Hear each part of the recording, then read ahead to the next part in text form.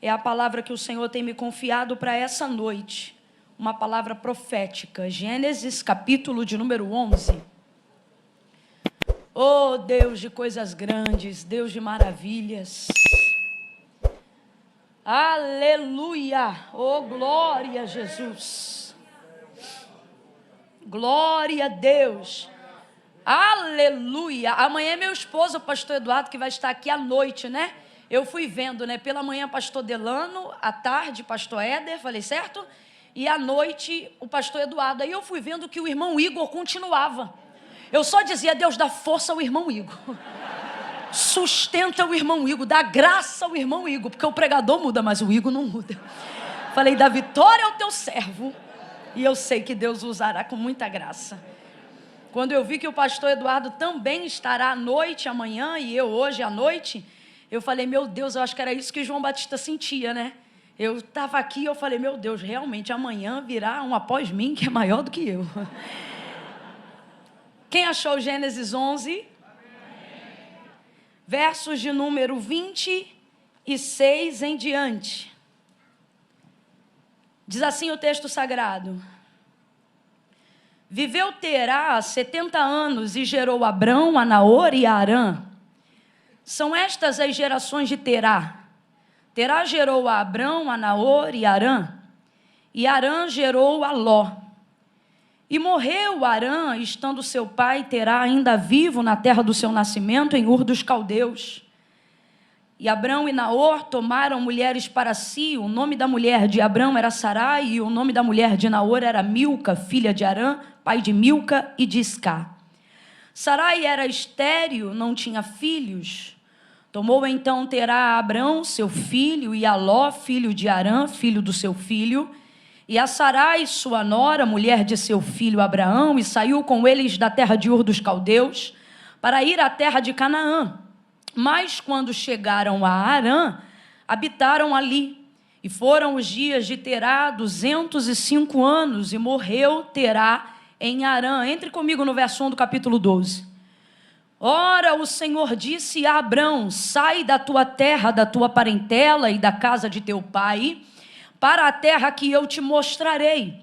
E farei de ti uma grande nação, e te abençoarei, e te engrandecerei o nome, e tu serás uma bênção.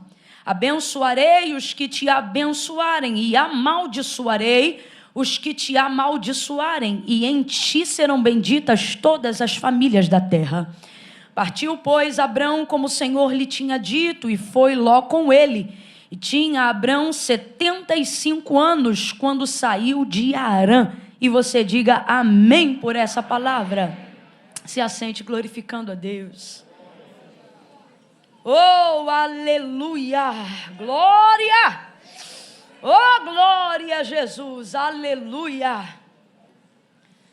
Aleluia! Como a gente abriu a narrativa do texto bíblico na genealogia de Terá, pai de Abraão, eu vou sintetizar bem rapidinho para você, porque todas as vezes que a gente abre a narrativa do texto bíblico numa genealogia, a impressão que a gente tem é que é tanto filho do filho do filho do filho, que uma hora a gente já diz, não sei mais de quem é filho, né? Mas você vai perceber que não tem dificuldade. Como foi só um pedacinho de Terá, da família de Terá, você vai ver que é muito simples, você vai entender como se fosse a sua. Terá é o nome do pai de Abraão. E ele já vai me perdoando de antemão, mas eu vou dizer aqui o tempo todo Abraão, porque você sabe que o Senhor lhe mudou o nome. De Abrão ele passou a se chamar Abraão. Então foi o Senhor que mudou o nome, ele ficou conhecido como Abraão. Não me obrigue a ter que dizer Abrão só porque eu estou lendo o capítulo 12. Porque ficou conhecido como Abraão. Então vai ser Abraão, e você sabe que eu estou falando da mesma pessoa que é o Abrão. Quem entendeu, diga amém. Amém. Não me irrita, tá bom? Nós vamos seguir falando Abraão. Terá era pai de Abraão, mas não só de Abraão. Ele teve 3 filhos. Abraão era o primogênito, Naor era o segundo, o filho do meio, e o caçula, que era Harã. Então vamos lá, qual era o nome do pai de Abraão? Terá. Quantos filhos ele teve? 3. O primogênito se chamava? O segundo? E o caçula? E aí a narrativa vai trazer uma coisa tão triste, uma tragédia que vai acometer a casa de Terá. E a gente diz tragédia, mesmo não sabendo qual foi a causa da morte de Arã, o filho caçula, porque você vê que o texto faz questão de mencionar que Terá enterrou seu filho Arã, ou seja, sendo seu pai ainda vivo, para poder mostrar o tamanho do peso daquilo que está acontecendo. E é por isso que nós chamamos de tragédia, independente de qual foi a causa da morte. Porque, cronologicamente falando, isso é como se fosse um atentado contra a vida. É muito triste sepultar pai, mãe, mas é a ordem cronológica natural da vida, que os filhos sepultem os seus pais, por mais triste que isso seja. Porém, é totalmente ao avesso, né? Choca, faz com que o luto seja quase que insuperável, insuportável, quando essa lei da vida é trocada, onde pais passam a sepultar os seus filhos. Infelizmente, a gente atravessou aí alguns anos, né? Estamos entrando no 2º ano, né? Em que, infelizmente, essa cena se repetiu algumas vezes. A ordem cronológica da vida foi alterada e por isso nós chamamos de tragédia, não importa por qual fato ou por qual motivo. Esse luto devastador entrou na casa de Terá, pai de Abraão. E Arã, apesar de ser o filho caçula, ele era o filho mais frutífero, o que apresentou mais fecundidade logo no início, porque ele era o caçula, mas foi ele que deu o neto primogênito para Terá. Foi o primeiro a gerar filhos dentro da casa. Então perceba os laços de amor. Normalmente o filho caçula, ele já tem uma forma de tratamento diferenciada do pai e da mãe. E isso não tem nada a ver com amor. Deixa eu explicar isso aqui, porque vai ver, Deus vai curar alguém agora. Aquela impressão, né, de que você ama mais o caçula do que me ama. Lá em casa, por exemplo, nós somos 3, exatamente como era na casa de Terá. E eu sou a do meio, tem a Larissa, que é a caçula, e a Elaine, que é a minha irmã mais velha. A Elaine, por exemplo, recebeu um tipo de tratamento da minha mãe e do meu pai que já não foi o mesmo tratamento que eu recebi. E isso não tem a ver com amor, tem a ver com a forma de se relacionar. Por quê? Porque normalmente o filho mais velho é cobaia da maternidade e da paternidade. Quando nasce o filho mais velho é que nasce o pai e a mãe. É ali que eles vão aprender a se relacionar. Então, obviamente, o pai e a mãe também terão um nível de construção de relacionamento com o filho que nenhum outro filho desfrutará, assim como cada filho. E talvez você pense assim, mas Camila, e quem tem muitos filhos? Irmão, não tem esse negócio de ter muitos filhos. Cada filho é único. Todo filho é único na sua forma de ser. Eu já sou a do meio e não recebi o mesmo coro que minha irmã Elaine recebia. Minha mãe era mais nova, mais estressada, ainda estava aprendendo. Comigo a coisa foi um pouco mais equilibrada. Agora a caçula, quem reclamava já era eu. Eu dizia, mãe, de vez em quando eu chegava lá, via ela falando alguma coisa. E eu dizia, já está podendo falar assim com a senhora? Porque na minha época eu não podia não. Né? Aquela coisa de caçula e tal. E isso não tem nada a ver com amor, tem a ver com o quê? Quando o filho caçula chega, ele chega num outro nível de maturidade paterna dentro de casa. Isso permite com que o pai se estresse bem menos que ele, bata bem menos nele. E eu volto a dizer, porque eu acho que Deus está curando alguém hoje aqui. Isso não é sobre amar, isso é sobre relacionar. Isso não diminui, nem aumenta a forma de amor que o pai tem por cada filho. Então, fora esses laços de misericórdia, de maturidade, de crescimento que Terá vai desenvolvendo com Arã, Arã ainda acrescenta na casa, trazendo a memória de um neto primogênito. Então pense, toda casa que já foi abençoada com uma criança, né? Sobretudo aqueles que já podem ser chamados de vô, de vó, sabem com perfeição do que eu estou falando. Minha mãe, por exemplo, é vó. E ela diz que ser vó é muito bom. Ela diz, Camila, é como se fosse filho sem responsabilidade. Eu digo, é mesmo, mãe? Ela diz, então vigia, porque eles querem estragar intencionalmente. É um jeito de dizer assim, ele é o meu neto, é meu amado, é minha amada, mas é problema seu, sabe? E minha mãe fala sobre isso. Então pense na alegria de Terá, do seu filho caçula saiu o seu neto primogênito. Qual era o nome desse neto? Ló. Aí você começa a entender porque que quando Deus chega a Abraão no capítulo 12 e diz assim para ele, sai da tua terra, da tua parentela, sai da casa de teu pai, vai para uma terra em que eu vou te mostrar. Você percebe a dificuldade dele, ele se desvencilha daquele restante, mas não consegue desvencilhar-se de Ló. Aí quando você sobe um pouco mais aqui na genealogia onde a gente viu, aí você começa a entender, porque quando Arã morre, o pai de Abraão, que é Terá, vai estender paternidade sobre Ló, que é o que acontece quando um pai perde um filho que deixou um neto. Aquele neto vai ser criado pelo avô, mas não vai ser criado como neto, vai ser criado como filho. Foi o que aconteceu com Ló. Ele foi criado como filho por Terá e Abraão viu aquilo acontecendo dentro da sua casa. Terá perdeu o seu filho, Abraão perdeu o seu irmão. Essa casa sofreu um baque tão grande com a dor do luto, a dor da perda, porque o luto ele te humilha. O luto ele te afronta. O luto faz com que a sua sensação de impotência seja potencializada. Então você vai perceber que não há uma coincidência no texto. Do que você está falando, Camila? É Arã morrer, é Terá dizer, vamos embora daqui. Imediatamente, por quê? Porque ele não quer ficar no lugar que ativa a memória da sua dor. Ali está a construção das suas lembranças, ali está a construção da sua família. Não há absolutamente nenhum cantinho que ele olhe, que ele não tenha uma lembrança e uma memória, seja de Arã, seja do nascimento do seu neto, seja da construção do seu relacionamento com o seu filho. Então ele entende que aquela família pode subsistir, sobreviver, superar em outro lugar e construir novas lembranças, não para esquecer as velhas, mas para não ser afetado pela memória da sua dor. Ninguém aqui pode criticar Terá. Isso aqui não é sobre superar, é sobre fazer o necessário para sobreviver.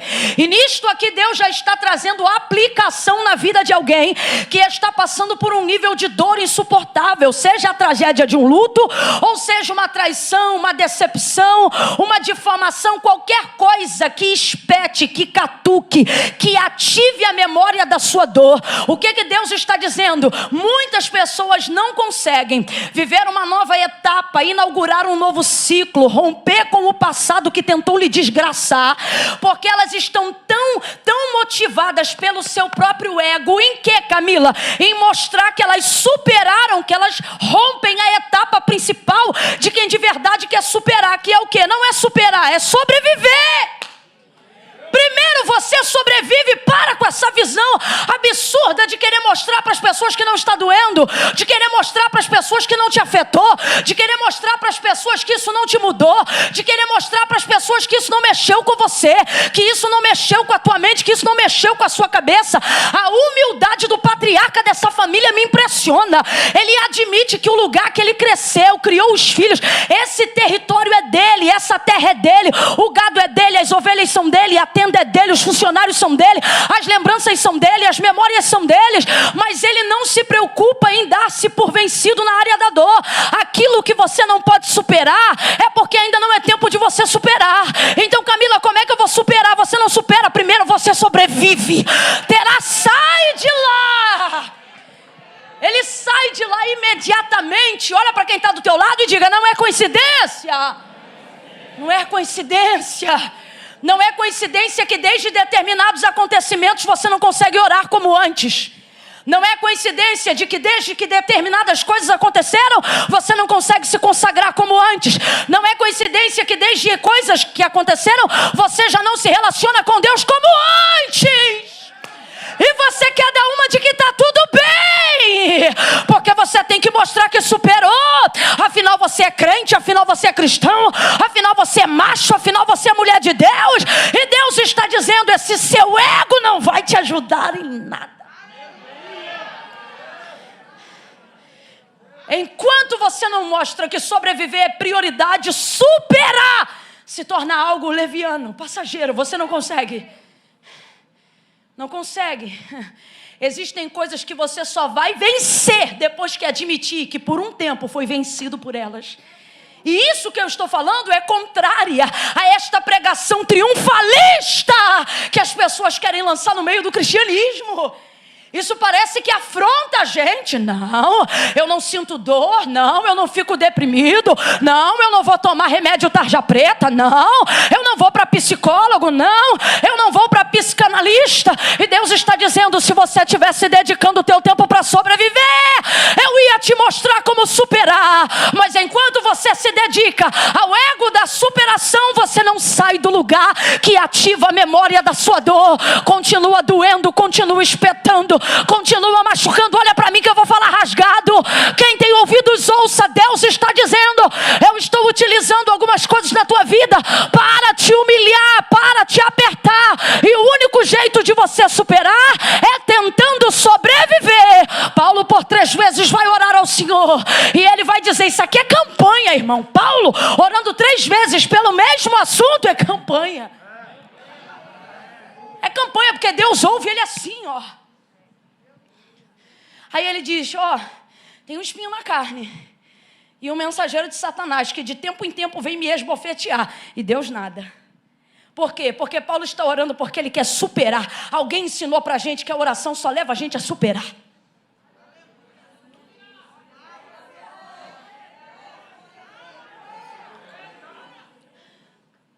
Ora de novo, porque Deus não respondeu. Tem um espinho na carne e um mensageiro de Satanás que de tempo em tempo vem me esbofetear. Rapaz, a gente tem tanta vontade de triunfar o tempo todo que a gente altera até o texto bíblico. Você já viu o crente reproduzindo o que Jesus disse sobre no mundo tereis aflições? A gente sempre completa algo que não está no texto, já percebeu? Porque Jesus disse: no mundo tereis aflições, mas tenham bom ânimo, eu venci o mundo. Vós, aonde? Termina com um ponto dizendo: eu venci o mundo. Sabe o que ele está dizendo? Se glorie que eu já venci o que você não venceu. Eu já venci o que você não venceu. Eu já superei o que você não superou. Eu já rompi aonde você não rompeu. Por isso Paulo disse: quer se gloriar em alguma coisa? Glorie-se, pois, em Deus. Na terceira vez, então, o Senhor lhe responde por insistência da oração. E ele diz o que para ele? Paulo, você vai superar? A minha graça te basta. Responda para mim. Há algum texto que aponta a retirada do espinho na carne de Paulo? Não há. O que há é manifestação da graça. Sabe o que Deus está dizendo?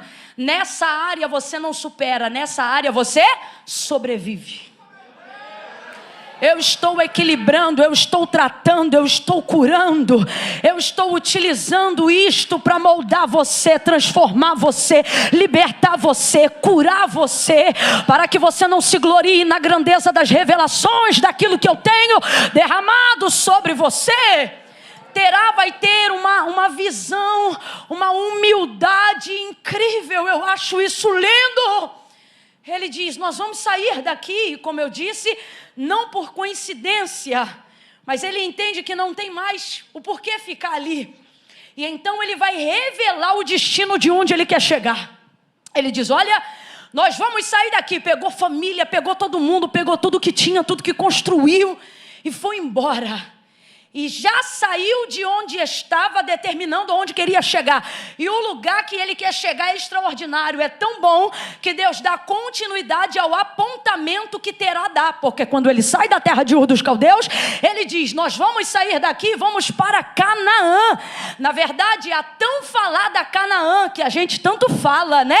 A Canaã que é tão emblemática, não só para os hebreus, mas ela é tão forte no contexto sagrado, a ponto que nós utilizamos Canaã como tipologia do céu, né?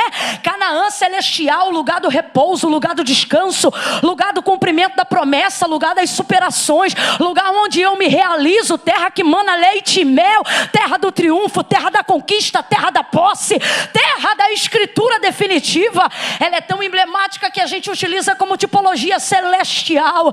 A primeira vez que este nome então vai ser citada para tal apontamento de hereditariedade, de superação, de herança e de família, não sai da boca de Deus e nem da boca de Abraão, sai da boca de Terá, pai de Abraão.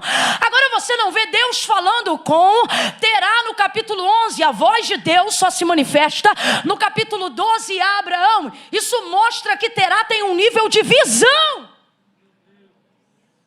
Um homem sábio tem um nível de visão. Um homem instruído, prudente, tem um nível de visão. Não há aqui apontamento profético, não há aqui apontamento determinado pelo próprio Deus, não há aqui registro de que Deus tenha falado com Terá, mas Terá tem uma excelente ideia na sua humanidade. E ele diz: nós vamos sair daqui e nós vamos para Canaã. Qual é o nome do lugar? Nós vamos para... Vem, igreja, nós vamos para... Vamos para Canaã. Agora perceba, ele sabe aonde ele está, sabe por que quer sair e sabe aonde ele quer chegar. São os 3 passos principais para quem quer chegar no seu destino. Você precisa saber aonde você está. Segundo, você precisa saber o porquê você quer sair. E o terceiro, você não pode sair antes de saber aonde você quer chegar. Primeira coisa que Terá vai fazer, ele vai reconhecer aonde ele está. Quem aqui tem aplicativo de mapeamento? Waze, Google Maps, qualquer coisa desse tipo? Vocês têm? Vocês têm? Hoje em dia a gente não chega mais a lugar nenhum no boca a boca, fala a verdade. É aplicativo, colocou ali o endereço e dá certo ou não dá? Dá certo ou não dá? Eu nunca vi alguém desobedecer o Waze e chegar na hora certa. Dá certo, dá uns caminhos doidos, mas dá certo. Como é que funciona o aplicativo que aponta o destino que você quer chegar? Presta atenção. A primeira coisa é reconhecer aonde você está. Se você não reconhecer aonde você está, você pode ter o endereço de onde você quer chegar, mas você não chega. Pegue aí sem rede, pegue aí sem internet, num dia aí qualquer. Um lugar onde você quer chegar, um restaurante que você quer comer, a casa de alguém que você nunca foi e deseja chegar. Pegue o endereço, coloque completo, nome da rua, número da casa, confirme o bairro. Se não tiver internet para reconhecer o lugar que você está, ele traça a rota de chegada? Mesmo que você tenha botado o endereço certo, ou seja, você sabe aonde você quer, mas se ele não reconhecer aonde você está, ele não traça a rota. Alguém aqui está entendendo o que Deus está dizendo? Você fica tão preocupado em olhar para lá. Você sabe aonde quer chegar. Você sabe que há um propósito de Deus no cumprimento da sua chamada, na superação das suas emoções, na realização do seu sonho. Gente, sem medo de errar, ainda mais num ambiente cristão como esse. 98% das pessoas que estão aqui, sem medo de errar. Se eu chegasse aqui um por um e perguntasse: irmã, você sabe onde você quer chegar? Irmão, você sabe aonde você quer chegar? Como assim? Sonho, lugar de realização. Quando a gente quer chegar em algum lugar, você nunca observa o caminho, porque a gente está falando de sonho, campo imaginário. Para isso só basta você saber o lugar de chegada. É igual quando você chega para uma criança, ela não tem noção da estrada, da faculdade, da vida, da experiência. Mas se você chegar para ela e disser assim: o que você quer ser quando você crescer? Ela não pensa na trajetória, ela só fala do destino. Quero ser astronauta. Se ela soubesse como é difícil, e se ela soubesse que nem todos os astronautas jamais chegarão à Lua, né? Mas ela não pensa no caminho, ela só pensa na chegada. Isso é o que possibilita sonhos. E sonhos são o primeiro passo para quem quer viver realizações. Quem não sonha não realiza nunca. Quem não sonha não realiza nada. Por que quando a gente chega numa comunidade carente vai cuidar de criança?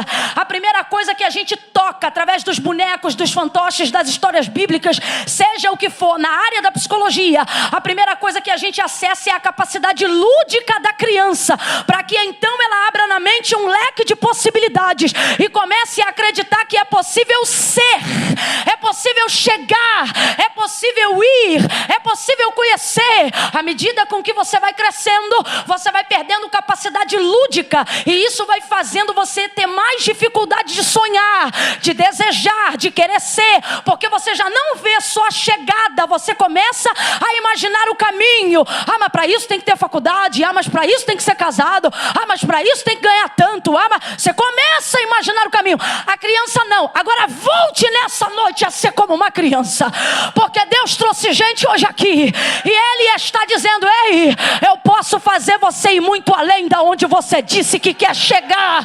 Mas a primeira coisa que você precisa fazer é reconhecer aonde você está.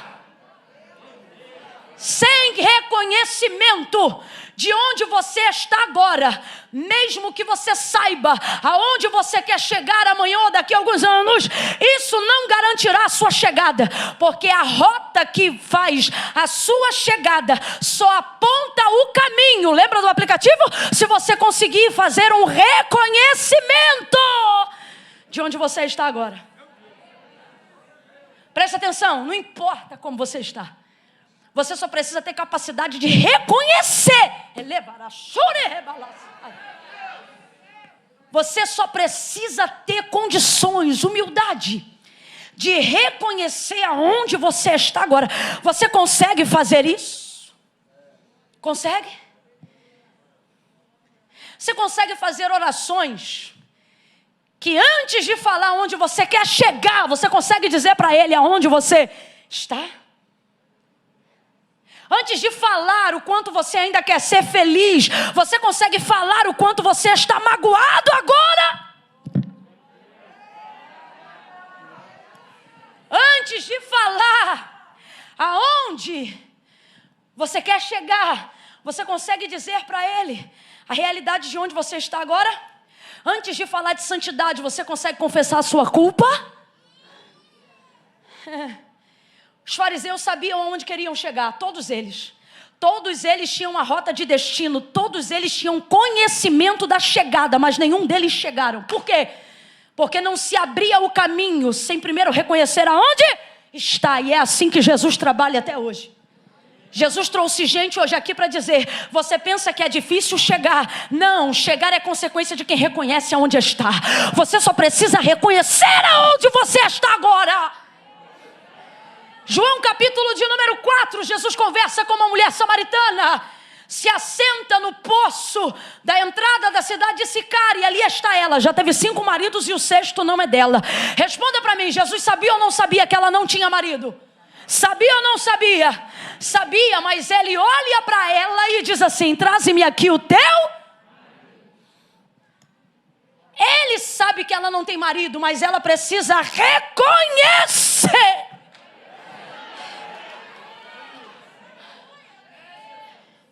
Aí ela diz: eu não tenho marido. Aí Jesus olha para ela e diz: disseste bem. Às vezes a gente se consagra uma semana inteira e Jesus diz: desce mais um pouco. A mulher não se consagrou nem um dia, vai ver, tinha acabado de sair do ato com um homem que não era dela, mas por ter dito a verdade, Jesus diz: arrebentou, hein? Ó, disseste bem. Agora eu te pergunto, o que ela falou foi bonito? Ela acabou de admitir que de fato estava num relacionamento cujo homem não era dela. Então responda para mim, foi bonito o que ela falou? Foi bonito o que ela disse? Mas Jesus não vê beleza na forma com que diz. Jesus vê beleza na verdade com que diz. Jesus vê beleza na verdade falada. Aquele que confessa e deixa alcança misericórdia. O que o texto está dizendo é: eu não quero de vocês a construção de uma ponte para o destino que vocês querem chegar. Eu quero de vocês uma pá para vocês desenterrarem o lugar e as coisas de onde vocês estão. Está na hora de mais reconhecimento do Estado e haverá apontamento do caminho. Eu vou falar de novo. Deus está dizendo para alguém hoje aqui: não te preocupe em apontar o caminho, te preocupe em reconhecer o Estado, porque de mim vem o caminho, mas de você a confissão do Estado. De mim vem a ponte, mas de você o lugar da partida. De mim vem o destino, mas de você a retirada. Ele diz: eu posso fazer ponte, eu posso fazer estrada, eu posso criar conexão, eu posso abrir porta, eu posso fechar porta, eu posso te botar no avião, eu posso visitar a tua conta, posso visitar teu marido, eu posso salvar tua casa, posso libertar tua esposa, eu posso curar do câncer, posso libertar da AIDS, eu tiro da prostituição, eu tiro da droga, eu entro na boca de fumo, eu abro, eu fecho, eu abato, eu exalto. Só tem uma coisa que eu não faço por você, mas enviei o meu Espírito para te aconselhar, para te dizer: reconhece, reconhece, reconhece. Quando você reconhece, quando você identifica, Quando você declara onde você está, não haverá dificuldades em realizar e chegar aonde você deseja chegar. Oh, meu Deus. Você diz assim: se eu declarar aonde estou, eu não chego. E o Senhor está dizendo: se você declarar onde você está, você começa. Camila, mas você não sabe onde eu estou. Quem tem que saber é você. Jesus sabia que ela não tinha marido, mas pergunta a si mesmo. Porque ele pode salvar, mas reconhecimento só quem pode fazer é a gente. Ela reconhece, ele salva não somente ela, mas grande parte daquela população dentro daquela província. Deus está dizendo: você acha que se você reconhecer aonde você está e o que você faz agora será o seu fim. Só que o Senhor está dizendo: quando você reconhece, isso não determina o seu fim, isso determina o ponto de partida de por onde eu, o Senhor, vou começar a agir. Suas deficiências, sejam de caráter, de moralidade, sejam de vícios, seja lá o que for, elas não determinam o seu fim, elas determinam o ponto por onde Deus começa. João 9, lembra do cego de nascença que Jesus jogou lama nos seus olhos e ele foi curado? Lembra? Jesus não jogou lama no corpo inteiro, jogou lama só nos olhos, região da cegueira. Aquilo que as pessoas pensavam que era o fim, lembra? Os discípulos diziam assim: Rabi, quem pecou, este ou os pais, para que ele ficasse assim? Eles falavam como se fosse sentença final. Jesus olha aquilo que eles colocam como sentença final e diz para eles: isto aconteceu para que se manifeste. Enquanto eles dizem final, ele diz: vai manifestar, é só o começo. O homem joga água, é curado, volta vendo. Aquela deficiência que você pensa que é o que vai dar cabo final da sua vitória, da sua realização, do seu destino, o Senhor está dizendo: isso não é o final, isso determina o lugar por onde eu vou começar. Mas esse reconhecimento só você pode fazer. Terá reconhece. Ele sabe aonde ele está. E ele é sincero quanto à sua motivação em sair. É por causa da dor, é por causa do filho, é por causa da morte, é por causa do luto. Eu vou. E ele vai e leva a família inteira. Porque para recomeçar você não precisa de coisas, só de pessoas. Sai ele de lá e o destino é maravilhoso, Canaã. Então, segundo ponto, ele sabe aonde ele está e também sabe aonde ele quer chegar. Sabe aonde está e sabe aonde quer. Só que saber aonde você está e saber aonde você quer chegar é maravilhoso, mas não tem o poder de determinar que você chegará. Por quê? Porque entre o lugar que eu estou e entre o lugar que eu quero chegar, sempre haverá um caminho. E o que determina quem chega não é a chegada, é a caminho.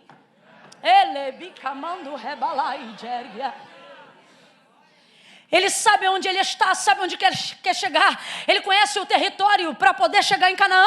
Ele conhece, mas o texto diz que enquanto ele vai para lá, para onde, gente? Diga, Canaã.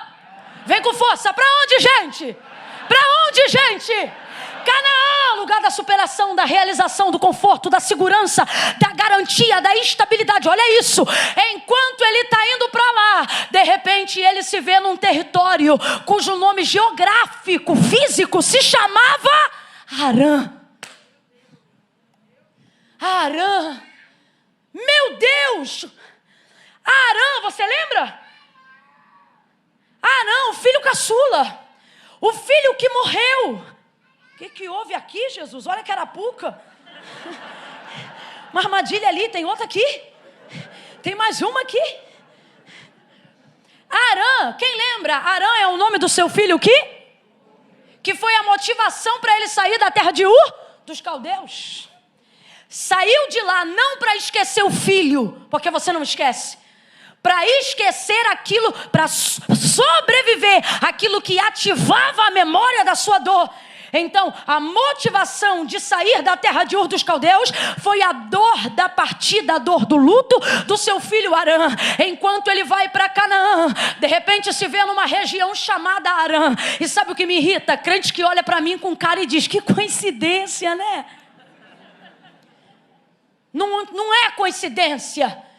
Não é coincidência. Isso aqui é coisa de gente que fica com o celular na mão. Fala assim, menino, eu tô doido para comer um hambúrguer depois do culto. Aí daqui a pouco o culto acaba, quando você abre, peça um hambúrguer. Primeiro anúncio da sua rede social. Diz, menino, olha a coincidência. Lembra que eu falei que eu queria comer um hambúrguer? Tolinho.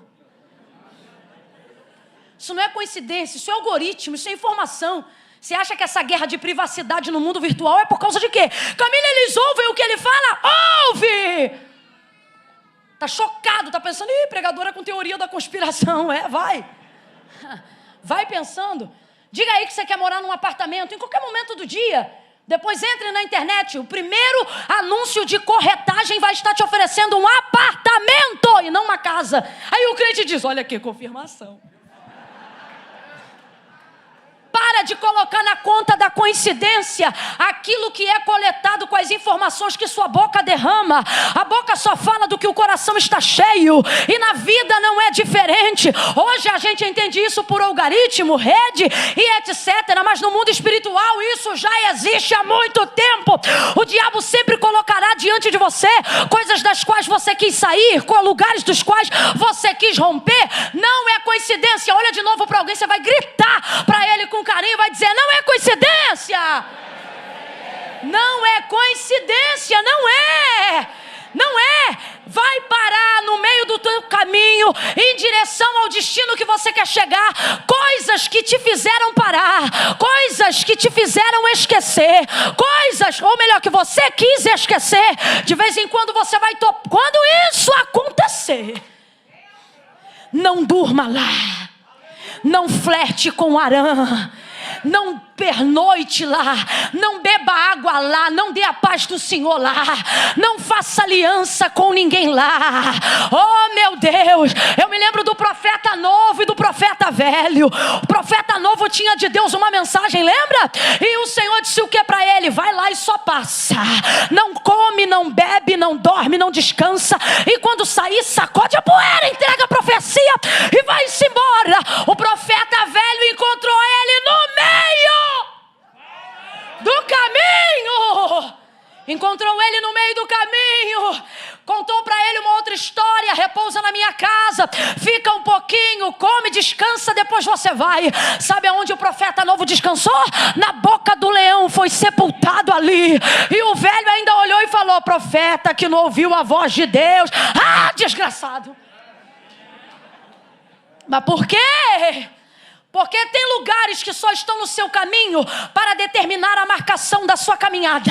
Tem lugares que só estão no seu caminho para determinar a sua passada. O que isso significa? Significa que não são lugares aonde você habita, não são lugares aonde você descansa, não são lugares aonde você repousa. Me ouça!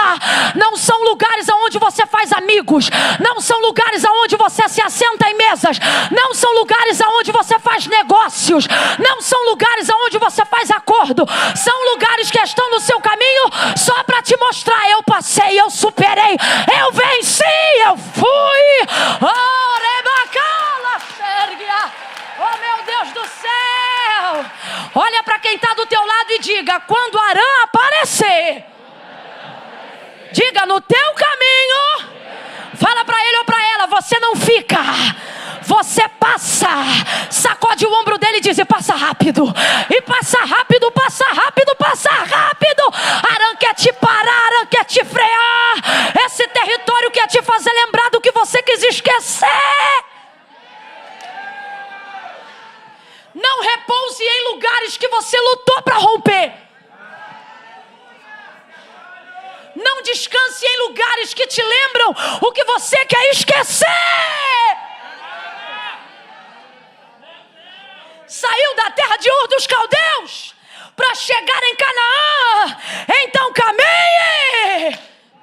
Eu tenho certeza absoluta.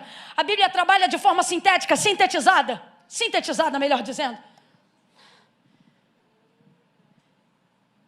Ela sucinta as histórias, porque não dá para contar os detalhes. Lembra de João? Não caberiam nos livros do mundo. Não tem papiro, nem papel, nem tinta para conseguir contar cada detalhe do que Jesus fez. Então, eu acredito piamente que se um homem sabe aonde está e sabe o lugar que quer chegar, Quando ele passa em Arã, ele não pensa em ficar lá. Eu não tenho dúvida. Não sou eu que disse, foi Terá que falou, nós vamos ir para Canaã. Mas quando para em Arã, ele não rompe. Eu tenho certeza. Cá para mim, tá? Você não é obrigado a cair na minha, não. Mas cá para mim. Que ele não disse, nós vamos morar aqui. Ele disse, nós vamos só descansar aqui. Nós vamos só pernoitar aqui. Porque, irmão, quem tem destino e sabe onde quer chegar, não para antes de chegar. Sim ou não? Sim ou não? Então eu tenho para mim que ele não decidiu morar em Arã quando passou. Ele decidiu tomar uma água, descansar. Sabe assim, quando você está em viagem, você para num ponto? Eu sinto que foi isso. Porque Arã está bem no meio da viagem. Sabe, eu sinto que ele disse assim, vamos só descansar um pouco, amanhã de manhã a gente vai. Só quem tem aqui família aglutinada sabe que quem diz que vai amanhã não vai mais. Minha família é assim. Eles chegam de manhã e dizem, já tem que ir embora. A gente diz, ficou até agora, vai almoçar. Aí a gente almoça. Quando eles dizem, eu vou embora, estamos coando um café, espera um pouco. Quando a gente toma o café e diz, uma hora dessa, já está quase no lanche, segura mais um pouco. Já anoiteceu, caiu o sol, levantou a lua. Aí a pessoa diz, vou embora, está muito tarde, vamos jantar, já ficou até agora. Depois a gente janta, conversa e estende mais um pouco. Aí pega o carro, quando a gente vê botando a cadeirinha conforto das crianças no carro, está muito tarde para ir embora. Vão ficar aqui mais um pouco, aí dorme em casa. No outro dia, irmão, vou levantar e vou embora. Aí a gente levanta primeiro, prepara a mesa, ninguém aguenta uma mesa. Toma café, depois vai. Só que enquanto está tomando café, minha mãe já está com alho refogado, a cebola, linguiça. O cheiro vai subindo. Tá cheiroso. Eu estou fazendo para vocês. Irmão, lá em casa só sai na hora que a gente quer. Não é pessoal, vou sair. Não, não vai não, nós vamos te pegar. É assim. Eu tenho para mim. Porque na vida é assim que acontece. Arã não vem para te parar de cara, vem para te fazer ter a sensação de que você pode ficar ali um pouco. Aí você quer me ouvir aqui nessa noite dizer que é coincidência? É coincidência a pessoa que quase destruiu o seu casamento. Recentemente você não está bem com a sua esposa. Aí aquela abençoada, que não é abençoada, é uma desgraçada, manda uma mensagem inbox do nada. Menino, que coincidência, eu estava pensando nela esses dias. Ah, diabo. Rapaz, está pensando nela esses dias. E você acha que o diabo, o expert em neurolinguística do mundo não percebeu tua cara, teus olhos? Você acha que ele não viu quando você estava com aquela cara de bobo? E as meninas a mesma coisa, as irmãs a mesma coisa. Ai, fulano é mais bonito. Fulano é mais isso. Fulano é mais aquilo. Daqui a pouco sobe o WhatsApp. Boa noite. Você diz, meu Deus. Isso é Arã. Querendo te fazer parar. É noite de livramento para quem tem ouvidos. Quem tem ouvidos, ouça. Quem tem comichão, começa a coçar, porque eu vou falar. Deus está dizendo, ei, eu sei aonde você está, sei aonde você quer chegar, mas o segredo de quem chega não é a chegada, é a caminhada. Quando Arã aparecer no teu caminho, o que é Arã? O filho, não, a memória da dor. O que é Arã? É aquilo que quer me fazer parar do lugar que eu saí. Oh, você não pode flertar com aquilo que você quis esquecer. Você não pode pernoitar em lugares onde você orou para Deus te tirar. Você não pode se assentar em mesas de ciclo de amizades que um dia você disse, Deus, me livra deles. Mas você diz, eu tenho uma aliança. Deus está dizendo, a aliança que te sepulta não é aliança. Isso é algema travestida de aliança. Mete o pé e sai de Arã. Sai enquanto é tempo, sai enquanto é dia, passa rápido. Eu vou falar bem rasgado porque Deus está falando comigo, que está livrando lares hoje aqui da mulher estranha, que está livrando casamentos hoje aqui do homem adúltero. Deus está dizendo, você não tem que guardar contatinho, mas está bloqueado, você não tem que bloquear, você tem que excluir, eliminar, tirar da tua vida. Tem roupa que você tem em casa. Alivia o compressor para mim. Eu sou pentecostal, não aguento. Eu queria não gritar, mas eu não consigo. Aí os meninos do som ficam assim: vai estourar o retorno, vai, não vai, que eu sou dizimista ofertante. Não vai.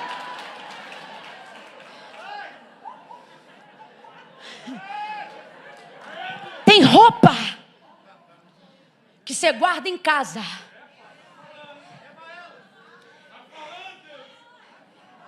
Em tese, ela é só a memória. O problema é que você pega ela para cheirar antes de vir para o culto. Aí você não percebe que quando você para naquela camisola, você não vem no culto. Você não percebe quando você abre aquele álbum de foto. Irmão, você aguenta, está curado, mete um porta-retrato bem grande, não importa se morreu, é problema seu. Agora, toda vez que olha, tira isso da parede. Quando você senta para olhar aquela fotografia, isso neutraliza, a louça fica na pia, o banheiro fica imundo, você não vem para o culto, desmarca seus compromissos, isso é Arã. Isso é Arã. Vou falar mais abertamente aqui, Deus está mandando e eu vou falar. Você diz assim: Camila, eu era alcoólatra, Deus me libertou, mas na Bíblia eu não encontro parâmetro para não poder beber. Eu acho que eu posso beber socialmente. Você saiu do Arã do vinho, da bebida, e está achando que vai beber socialmente. Não vai. Você vai ser sepultado lá. E Deus está dizendo: eu vim para te livrar, para te dar mais 15 anos de vida. Tira teu pé de Arã.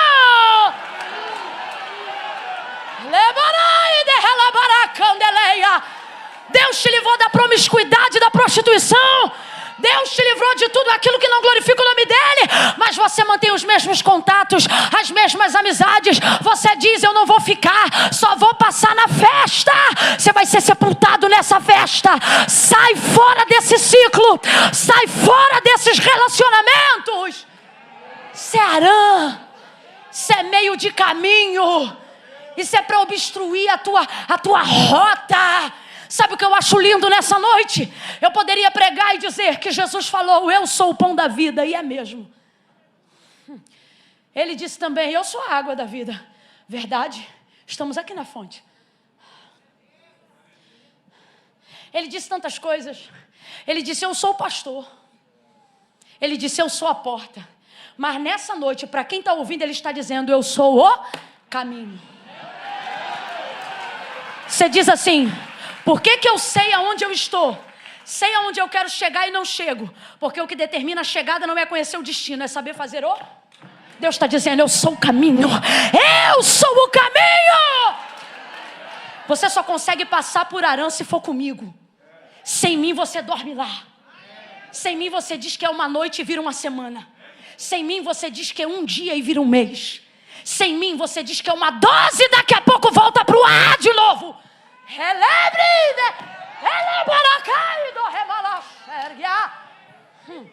Quer chegar em Canaã? Faz comigo esse caminho. Se eu te disser que nessa noite Deus te trouxe aqui para dizer que o caminho não é uma rota, é uma pessoa. Prega para os dois aí e diga: o caminho não é um atalho, é uma pessoa. É uma pessoa. Jesus Cristo. Eu sou o caminho, a verdade e a vida.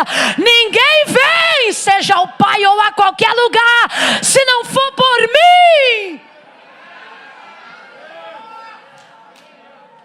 Terá vai para Canaã, mas para em Arã. É tão triste. Se encerra o capítulo de Terá, que é o 11, no verso 32, dizendo: foram os dias de Terá 205 anos e morreu Terá em Arã. Mas ele queria chegar onde? Mas morreu em? Queria chegar onde? Mas morreu em? A fonética final de ambos os nomes, apesar de serem diferentes, são exatamente iguais. Arã, Canaã, Canaã, Arã. Arã, Canaã, Canaã, Arã, É a mesma coisa. Fonética final é a mesma coisa. Camila, isso tem relevância? Pergunta para quem compõe se tem relevância. Pergunta para quem faz música de sucesso se tem relevância. Se você não mete uma bela harmonia, uma melodia, Não bota rima não, para ver se alguém aguenta ouvir. Isso a gente aprende na infância ainda, quando estão ensinando a gente na literatura a construir poema. Me lembro na 5ª série, na construção de poema, terminava com O, a gente ainda, O, terminava tudo com O. Para entender o que é rima. Aí você diz, Camila, o que tem a ver? Isso que eu vou falar agora não tem exegese para ser dita. Eu vou falar porque o Espírito de Deus falou comigo. Quem crê, coma. Quem não crê, não coma. Eu disse, Senhor, a fonética é exatamente igual. De fato é. E ele parou justamente nesse lugar. Deus falou assim para mim, na vida de um cristão que sabe onde quer chegar, Satanás não se apresenta de chifre e rabo. E o Senhor disse assim para mim, todas as vezes que você tiver um lugar e quiser chegar lá, ele vai sempre te acomodar num lugar parecido com o lugar que eu falei que eu vou te colocar. Para você ter a sensação de que aonde você está, já está muito bom.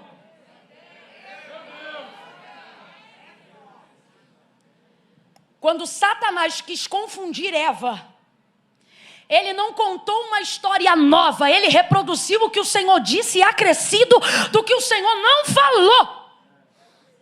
O que é isso? Sofisma. A mentira é o oposto da verdade. O sofisma é uma verdade que contém mentiras. E se uma verdade contém mentiras, ela não é verdade, ela é? Não é, acabei de explicar, é sofisma.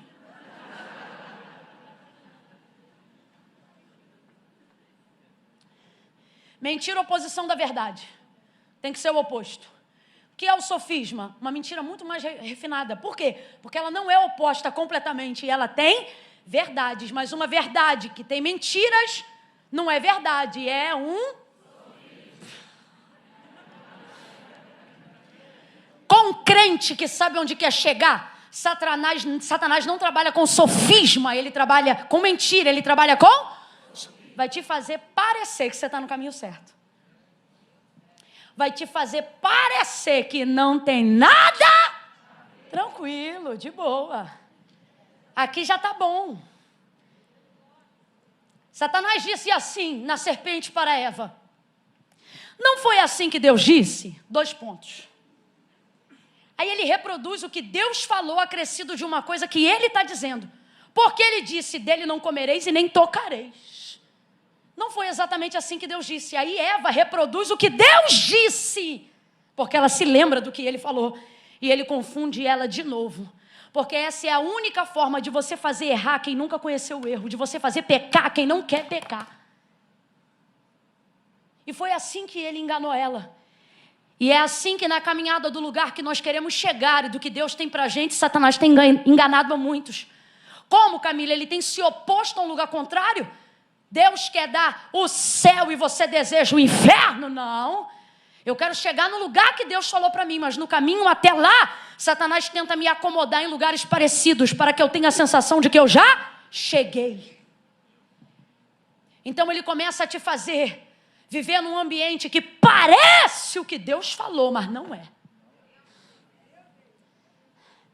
Ele diz, eu vou te dar uma família. E daqui a pouco você está se relacionando com alguém que já tem uma família. Aí você diz, mas Deus falou que vai me dar uma família. Parece, mas se tiver que destruir uma família, você não está onde Deus falou. Parece, mas não é. Camila, Deus mandou eu esperar no Senhor. E este homem parece uma bênção. Ele parece, mas se não te respeita. Ele parece, mas se não tem compromisso. Ele parece, mas se não é convertido. Ele parece, mas se só parece. E você vislumbra um futuro totalmente quebrado com ele. O Senhor está dizendo, ei, perceba, ele só parece, mas não é. É assim que a pirataria tem milhões no mercado negro. É assim que bilhões são movimentados no mercado escuso. Pirataria. Tem crente que não está nem aí para pirataria. Ih, nem aí. Fica até irritado quando a gente fala, mas eu vou falar. Você não tem nada demais. Isso aí nada a ver. É só marca. Irmão, quando eu não podia usar nada de marca, eu ia no camelô e comprava um relógio que só vendia no camelô, chamava-se Mulher, a 10 conto. Para cada festa do ciclo de oração eu tinha que ir lá e comprar um novo, porque era 10 conto, a bateria trocava. Quando abria ele não funcionava mais. Mas era bom, era o que eu podia, era o que eu tinha. Era original, do camelô, mas era original. Era o que eu podia, era o que eu tinha, era o que eu usava. E eu nunca consegui usar nada que não fosse de verdade. Entenda esse princípio. Assim como eu coloquei o do aplicativo, eu estou colocando um outro. É apenas um exemplo. Se está te servindo, é porque Deus está usando ele. Depois que melhorou, eu posso comprar uma coisa e outra. Mas Deus sabe que eu só faço isso porque posso. Se não pudesse, não faria. Não faria. Porque eu cresci quando se vendia disco de vinil e CD piraí. Falei que é mais de 15 anos.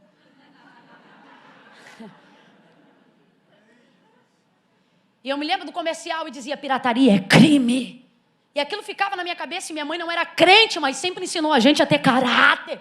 Porque quem te ensina a ter caráter não é religião. E eu só comprava aquilo que eu podia. Quando eu conheci os caminhos do Senhor, um dos versículos que mais falou comigo nessa área foi: ser fiel no pouco, que no muito te colocarei. Quem não consegue ser fiel no pouco, não vai ser colocado no muito. Se você engana no troco, se você engana na pirataria, se você compra da mão de quem faz réplica, vou falar assim, e não está legalizado, não está correto, e você diz: nada a ver, você está errado. Você está ficando acomodado num lugar que parece. Sabe quando você vai ter um original? Nunca. E você diz: eu não estou nem aí. Então você já está acomodado no lugar da sua sepultura. Isso não é sobre ter muito ou ter pouco. Isso é sobre ter só o que é original. Ficar aonde é meu lugar. Sabe quanto eu calço? 35. Você acha que eu compro sapato de que tamanho? Está na dúvida? A resposta já está na pergunta. Eu calço 35. Você acha que eu compro sapato de que tamanho? Porque se eu comprar maior, fica folgado. E se eu comprar menor, fica apertado. Assim é quem para onde Deus não mandou. Assim é quem fica onde não está no lugar original do cumprimento da promessa. Quando Deus te impelir a um lugar onde você só deve passar, por mais que você não goste deste lugar, passe. Não durma, não se relacione, não comungue, mas passe. Porque todas as vezes que eu estou diante do texto do capítulo 11, eu me lembro de Juízes na biografia de Sansão.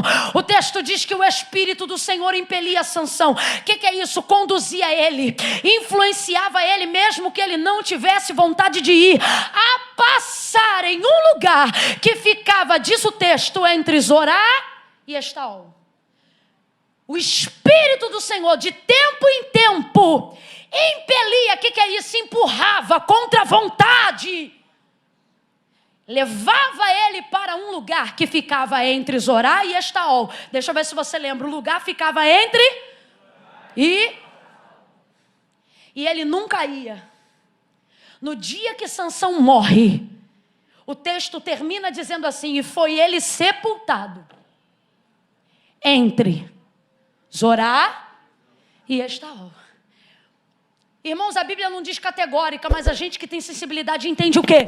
Que era o Espírito dizendo: Sansão, se você não me obedecer, é aqui que você fica. Se você aguenta passar antes, você não morre lá depois. Aqui, ó, se você ficar com Dalila, é aqui que você vai ser enterrado. Ó, se você quebrar o voto do nazireado, seu final é aqui. Mas ele tanto sabia que era para livramento, que o texto diz que o Espírito conduzia, mas ele não ia. Isso é muito sério. Deus sabe do meu coração. Minha vontade era pregar uma mensagem para a gente pegar a cadeira, rodar igual o peão. Mas Deus disse: hoje eu vou empurrar vocês. Entre Zorá e Estaol. Sansão disse não, mas a fonte de vida vai dizer: eu prefiro ver agora, para não ser enterrado aqui depois.